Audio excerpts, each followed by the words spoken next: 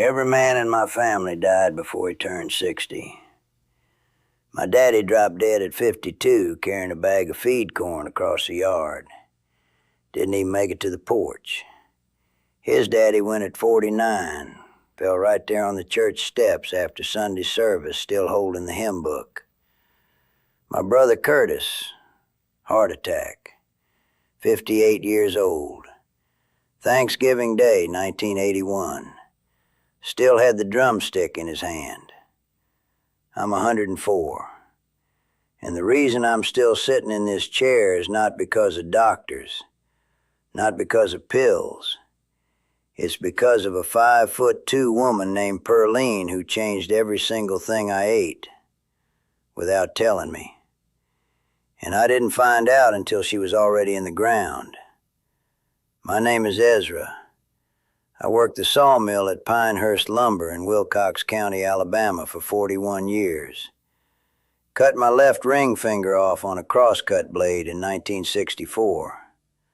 Lost the tip of my right index in 71. Pearline used to say I was giving that mill one piece at a time. I married that woman in June of 1947. She was 19.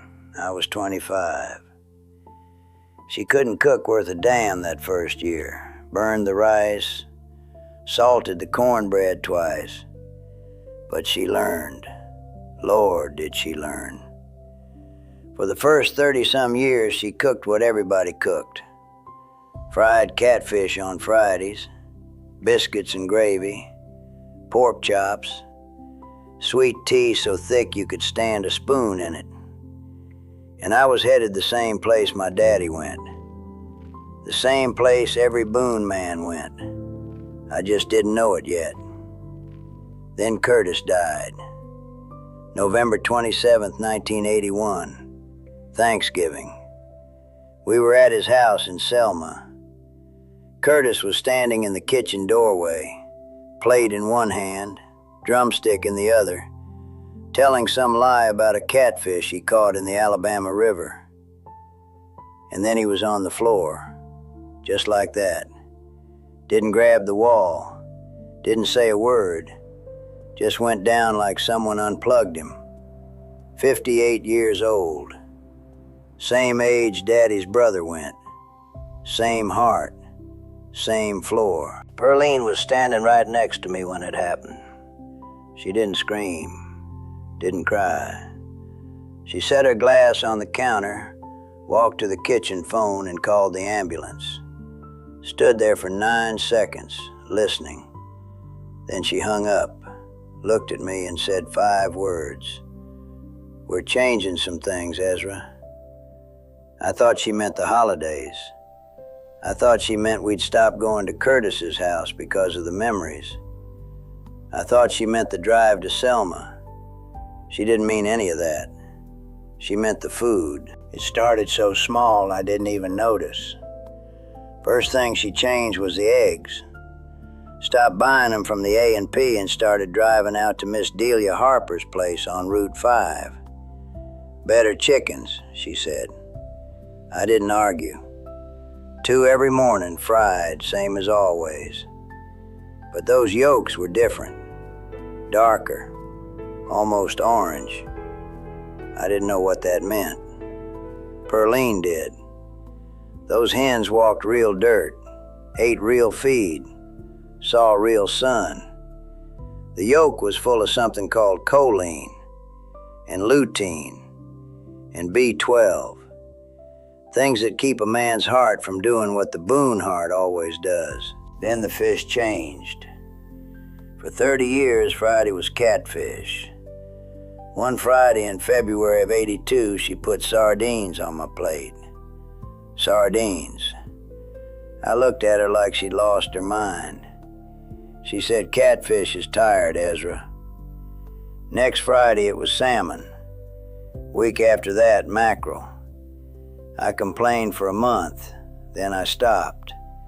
The mackerel grew on me. What I didn't know was she'd read somewhere that the oil in those fish, EPA, DHA, the names don't matter, was the one thing that could slow down what the Boone heart wanted to do. She'd been slipping it onto my plate like a mechanic changing the oil before the engine seizes. Berries showed up next. She put a bowl of wild blackberries on the kitchen counter one morning like it had always been there. I grabbed a handful walking through the kitchen on my way to the mill. She picked those berries from the fence line herself, every Tuesday, rain or shine. When the season ended, she bought blueberries from the store. That bowl never went empty, not one single day. She never explained it. She never had to. I just ate them. The meat changed too. She stopped going to the A&P for beef and started buying from Jesse Rayford's farm on the other side of the county. Jesse's cows ate real grass on real hills. I found out later it cost twice as much. She'd been paying double for my meat for 23 years and never said a word. Kept the receipts in a shoebox under the bed, right next to the one with the Christmas cards. I didn't find that shoebox until 2019. 23 years of receipts. Doubled up. Every single one. Then came the jars. One night she put a jar of something on the dinner table. I looked at it and said, "What is that?" She said, "Pickles, Ezra." They weren't regular pickles. They were sour. They were alive. Next week it was sauerkraut, then buttermilk. She said her grandmother made the same things back in Lowndes County. Said it settled the stomach. I walked this fence. What I didn't know was that stuff was full of bacteria. Through the Good bacteria. The kind that keeps your gut from turning on itself. Keeps the inflammation down. Keeps the body from fighting a war it can't win. Pearline knew. I just thought she liked sour food. And the coffee. Lord, the coffee. One morning it tasted different. Just a little more bitter. A little darker. I said, "Pearline, did you change the brand?" She looked at me and said, "Same coffee, Ezra." It wasn't. She'd been putting a spoonful of raw cacao powder into the grounds before she brewed it. Every single morning. I didn't notice for 30 years. 30 years. That cacao is full of something called flavonoids. Opens up your blood vessels. Keeps the pressure down. Keeps your brain from going foggy. She hid it in my coffee like medicine in applesauce. That's 6. 6 things she changed. One at a time. So quiet I never noticed the woman was rebuilding me from the inside out. But there's a 7th. And the 7th one I didn't find until after she was gone. Pearline died on March 9th, 2016. Pancreatic cancer. Took her in 4 months. She was 88 years old. On the morning she passed, she was still telling me to eat my breakfast. I couldn't go in that kitchen for 3 weeks after the funeral. The bowl of berries dried up on the counter. The coffee went stale. I ate crackers in the living room and stared at the wall. When I finally went back in, I was looking for a light bulb in the cabinet above the refrigerator. Way in the back, behind the glass jars she never threw away, I found a notebook. Green cover, spiral bound. Her handwriting on every single page. Each page was a food, and next to each food she'd written why. Eggs, choline, lutein, B12. Miss Delia's hens, pasture raised, heart and brain. Started January 1982. Sardines, salmon, mackerel, omega-3, EPA, DHA, reduces inflammation, prevents clotting. Started February 1982. Blackberries, blueberries, polyphenols, antioxidants, anti-inflammatory. Bowl on counter. Started spring 1982. Grass-fed beef, Jesse Rayford's farm. Iron, B12, carnitine, twice the price, worth it. Fermented vegetables, buttermilk, gut bacteria, Grandma Hattie's way, raw cacao, flavonoids, blood pressure, brain, in his coffee. He doesn't notice. She'd gone to the library. She'd talked to Dr. Perkins at the county health clinic. She'd written to some university extension program in Auburn and asked for pamphlets. She couldn't save Curtis. She couldn't save my daddy. But she sat down at that kitchen table sometime in December of 1981, opened that green notebook, and decided she was going to save me. The last page was different. The ink was bluer. The handwriting was shaking.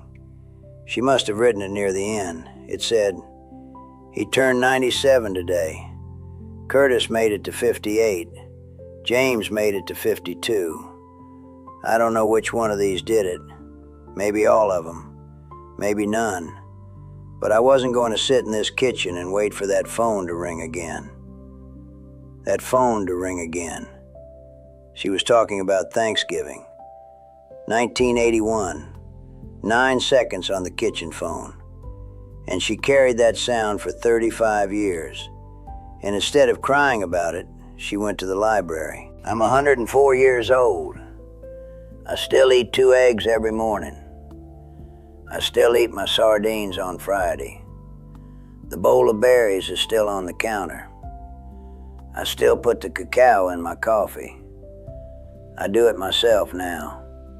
Same system, same notebook, same woman's handwriting telling me how to stay alive. I keep that notebook on the counter, right next to the berries. Some mornings I open it just to see her handwriting. Page 6 still smells like cacao. If somebody changed something in your life so quiet you didn't even notice, write it down. Just write "she changed" or "he changed," and then the truth.